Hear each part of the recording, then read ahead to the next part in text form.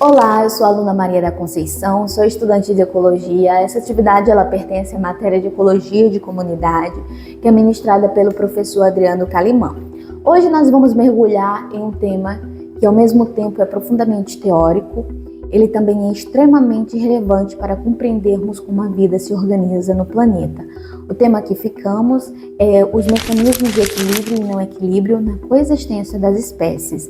Esse é um assunto que atravessa a ecologia desde suas bases mais clássicas, mas que foi se transformando profundamente ao longo dos anos, tanto nas perguntas formuladas quanto nas ferramentas conceituais utilizadas. Por isso, o objetivo aqui é apresentar de forma clara, gradual, integrada como a teoria evoluiu e por que ela continua sendo tão importante. Antes de entrarmos nos modelos em si, é fundamental contextualizar o problema. A ecologia de comunidade, ela sempre se deparou com uma grande questão, que é como tantas espécies conseguem coexistir ao longo do tempo, compartilhando recursos limitados, interagindo de maneira intensas. Se quiséssemos apenas uma visão restritamente competitiva, esperaríamos que uma espécie em algum momento dominasse e excluísse as demais. Porém, quando observamos a natureza, vemos exatamente o contrário.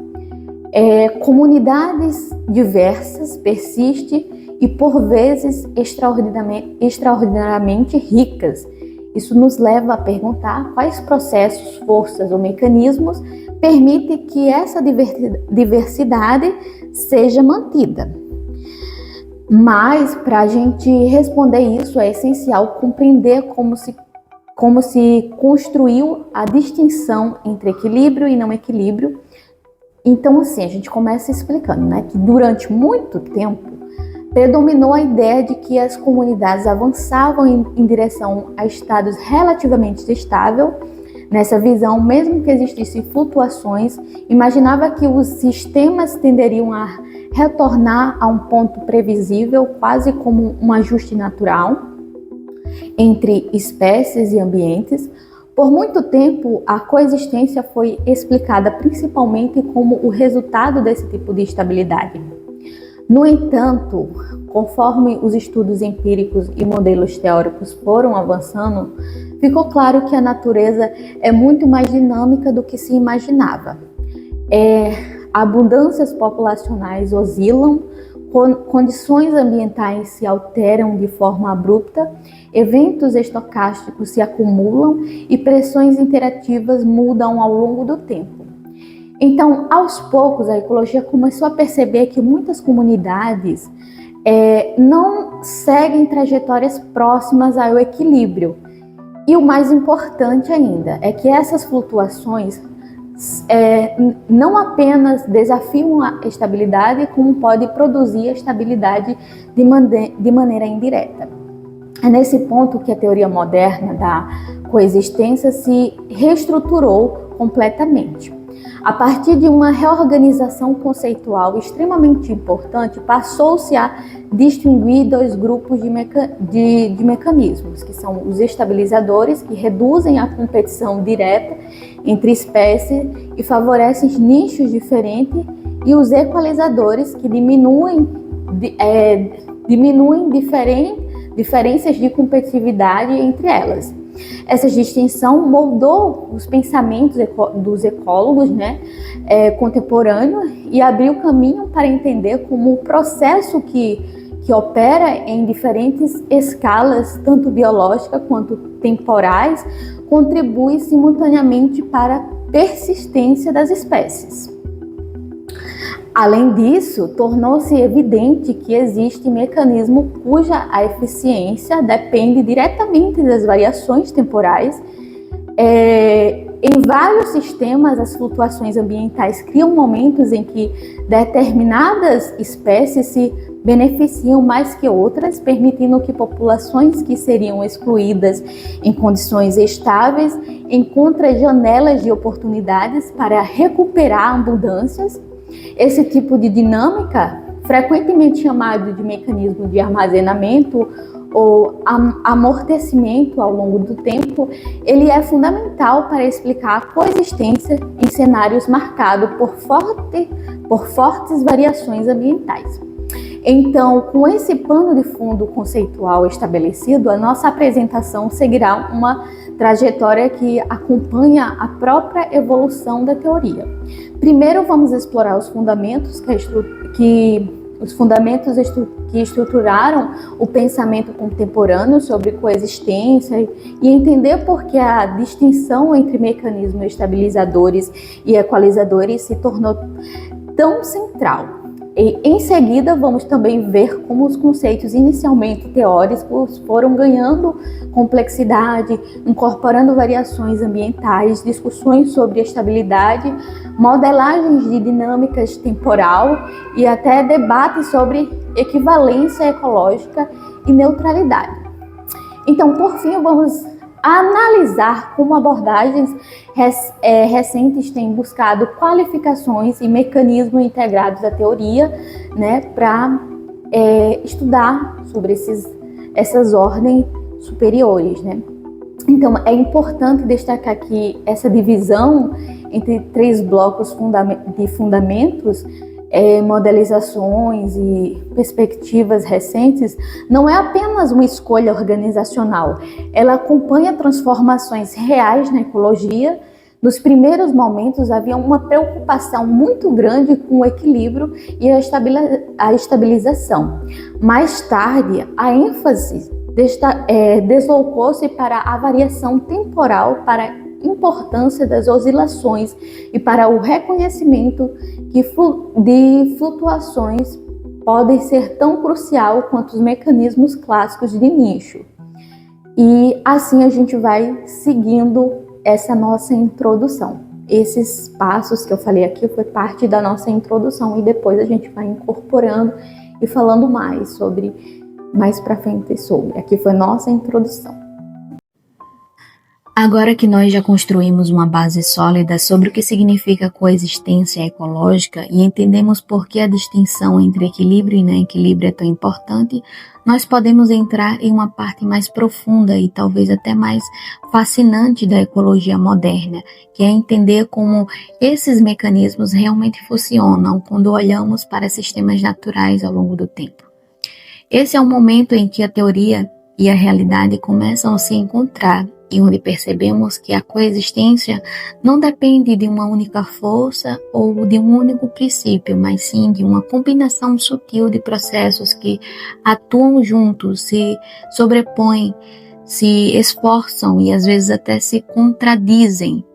Então, quando observamos qualquer comunidade ecológica, seja uma floresta, um campo de gramíneas, um manguezal ou até mesmo um conjunto de micro-organismos em um ambiente aquático, o que vemos não é um ambiente parado. Tudo muda o tempo todo, a luz muda, a umidade muda, a temperatura muda, a composição do solo muda, o recrutamento de indivíduos muda também, as condições de competição mudam, nada é estático. E isso é essencial para entender a coexistência. Porque as espécies elas precisam responder a essas flutuações de maneira que permitam que eles continuem presentes, mesmo quando o ambiente não favorece diretamente suas persistências imediatas. Uma das peças fundamentais dessas respostas está nas diferenças de nichos.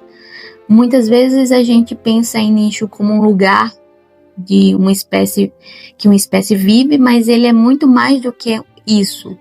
Nicho inclui tolerância a condições físicas, estratégias de crescimento, momentos do ciclo de vida em que a espécie é mais forte, preferências de recursos, capacidades de lidar com competição e até respostas a eventos imprevisíveis.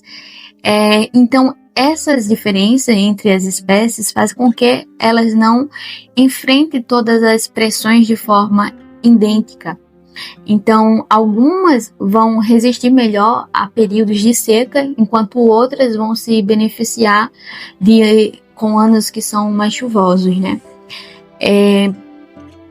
E outra ainda depende, né, de espécies para determinadas coisas para germinar, né, crescer ou se reproduzir. Então isso cria pequenas vantagens, né, que se alternam ao longo do tempo, e essas alternâncias, né, ajudam a manter a diversidade. Então, se pensarmos em termos de competição, esse ponto fica ainda mais interessante. Em um ambiente completamente estável, sem mudança relevante, né, a tendência é que a espécie que consegue explorar melhor os recursos acabe dominando o sistema ao longo prazo. Isso levaria à exclusão competitiva, só que como o ambiente é real, o ambiente real não é estável, essas vantagens competitivas também não são.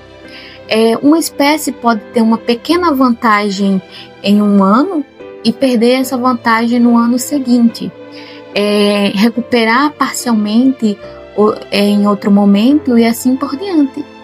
Esses ciclos, né, eles permitem que as espécies que perderiam a competição em um cenário completamente estável consigam se manter quando tiver uma variação temporal suficiente. E não estamos falando apenas de flutuações ambientais previsíveis. Estamos falando também de eventos extremos, né, de perturbações e irregularidades que alteram momentaneamente a estrutura de comunidade, incêndios, né, tempestades, secas abruptas, excesso repentino de nutrientes, surto populacionais de herbívoros. Todos esses eventos eles causam mudanças que desequilibram, né, os padrões de competição, né, abrindo pequenas janelas de oportunidade para espécies que estavam em desvantagens. Então, assim que aquilo que poderia parecer negativo numa primeira análise, né, como um distúrbio intenso, muitas vezes funciona como um mecanismo de rejuvenescimento ecológico, né, quebrando a continuidade da competição e permitindo que outras espécies recuperem o espaço. Essa dinâmica, né, é ainda mais evidente quando pensamos no conceito de raridade. Em comunidades naturais, espécies muito comuns enfrentam uma competição muito forte com indivíduos da própria espécie. Então, isso significa que à medida que uma espécie se torna mais abundante, as pressões internas aumentam, né, limitando a sua expansão, já que as espécies raras experimentam, né, o contrário. Então elas se beneficiam do fato de que não competem tanto com membros iguais. Esse contraste cria uma espécie de forma compensatória. Quando uma espécie está se tornando rara demais, né, a competição intraespecífica cai e ela tem mais chance de se recuperar. E quando uma espécie se torna comum demais, ela sofre mais com uma competição interna e tende a reduzir seu ritmo de crescimento. Esse processo, por si só, já ajuda muito na manutenção da diversidade. Mas o cenário fica ainda mais interessante quando percebemos que esses mecanismos não agem isoladamente. Em vez disso, eles operam juntos, se somando ou se equilibrando de maneira muito sutil. Então, as diferenças de nicho ajudam a reduzir os conflitos diretos. A variação temporal permite que diferentes espécies se beneficiem em momentos diferentes. Então, as perturbações quebram padrões e reorganizam as comunidades, fazendo com que a raridade fornece uma espécie de amortecimento natural contra a exclusão. E, ao mesmo tempo, existem mecanismos que reduzem diferentes extremos de competitividade, permitindo que as espécies, né, que não seriam fortes competidoras tenham uma chance real de permanecer na comunidade. Então, o resultado é um sistema onde nenhuma força atua sozinho. A coexistência emerge dessas interações contínuas entre processos estabilizadores e processos que operam juntamente em contexto de não equilíbrio. E, em alguns momentos, um mecanismo pode ser dominante, em outro pode ser praticamente irrelevante. Isso muda não apenas entre comunidades diferentes, mas dentro da mesma comunidade ao longo do tempo. Essa visão integrada é essencial porque ela nos ajuda a entender que a coexistência não é simplesmente uma condição que as espécies atingem, mas sim uma dinâmica viva que exige flexibilidade e resposta constante às mudanças. Ela nos lembra que a biodiversidade que observamos hoje é o resultado de um longo histórico de flutuações, adaptações, respostas ecológicas e janelas temporais de oportunidade. Nada disso é estático, e é justamente essa ausência de estabilidade absoluta que mantém a estabilidade ao longo prazo. Então, parecer paradoxal, mas é exatamente isso que acontece. A diversidade é sustentada não apenas da variação, mas por causa dela. Então, quando entendemos essa complexidade, nós conseguimos ver a comunidade ecológica como algo muito mais dinâmico do que um conjunto fixo de espécies. Então, a gente passa a enxergar uma rede de interações que se transforma em continuamente impulsionada por pequenos detalhes que moldam grandes padrões, e nesse contexto que a teoria moderna, né, ela traz essa coexistência, né, que ganha a sua força, né? Ela nos permite não apenas identificar os mecanismos, mas também entender como eles se combinam para criar uma estrutura de diversidade que se mantém no tempo, né? Então, com isso, nós conseguimos transmitir a parte final, né, desse seminário, onde vamos olhar para as construções mais recentes, as novas formas de medir esses processos, né, para interações mais complexas, como efeitos de ordem superior, e para as tendências que apontam para o futuro da teoria, né. Essa etapa final, ela vai nos ajudar a visualizar como tudo isso que discutimos até agora, né, se conecta com os avanços que vêm sendo produzidos, né, abrindo novas perguntas e mostrando como essas ideias podem ser aplicadas em conservação e manejo da biodiversidade. A coexistência das espécies em uma comunidade não é algo simples ou automático. Ela acontece porque existem mecanismos que reduzem a competição direta e permitem que diferentes organismos explorem o ambiente de maneira distinta. Dentro desses mecanismos, dois grupos se destacam: os mecanismos de estabilizadores e os mecanismos de equalizadores. Enquanto os mecanismos de estabilizadores eles funcionam, né, aumentando a resiliência das comunidades, eles diminuem a sobreposição de competitiva porque fazem com que cada espécie aproveite melhor as condições em que ela tem vantagens. É como se cada uma tivesse um espaço ecológico próprio, moldado pela forma como usa os recursos, e pelo momento em que cresce, reproduz ou germina, e pelo tipo de ambiente que favorece seu desempenho. Então, esses detalhes reduzem o confronto direto e fazem com que a coexistência seja possível ao longo do tempo, mesmo quando há competição, né, intensa. Então, já os mecanismos equalizadores, eles entram em cena quando existe uma diferença muito grande entre espécies em termos de competitividade. Então, eles não criam a coexistência por conta própria, mas deixam as espécies mais próximas em forças competitivas. É como se diminuíssem as vantagens exagerada que uma espécie poderia ter sobre outra, impedindo que elas dominem completamente esse sistema.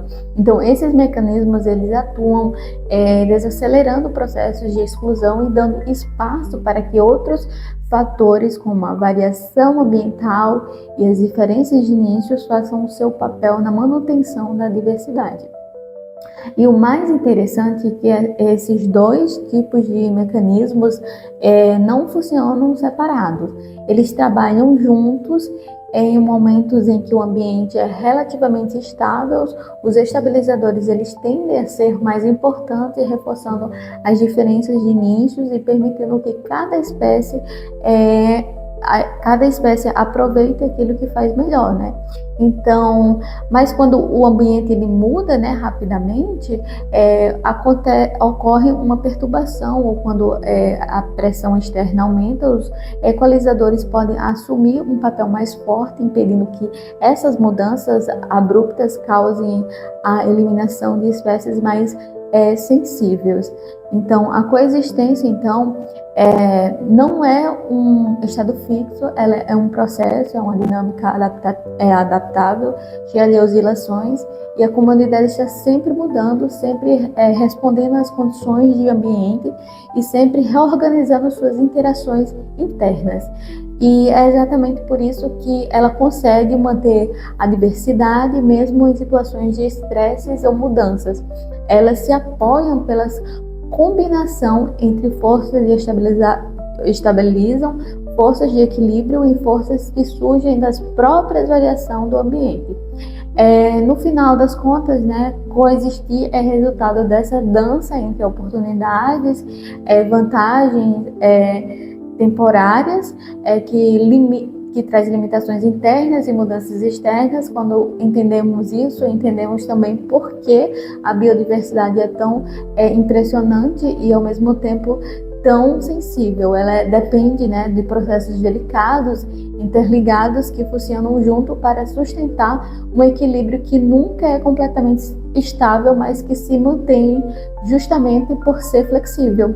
E bom, com isso eu fecho a minha apresentação. Foi um tema desafiador, sinceramente, cheio de camada, mas ao mesmo tempo muito fascinante, né, de explorar. Eu espero que tenha conseguido deixar claro como esses mecanismos se conectam e por que eles são tão importantes para compreender a manutenção da biodiversidade. E é isso, professor Adriano, muito obrigado por a oportunidade e é isso, até mais. Obrigada.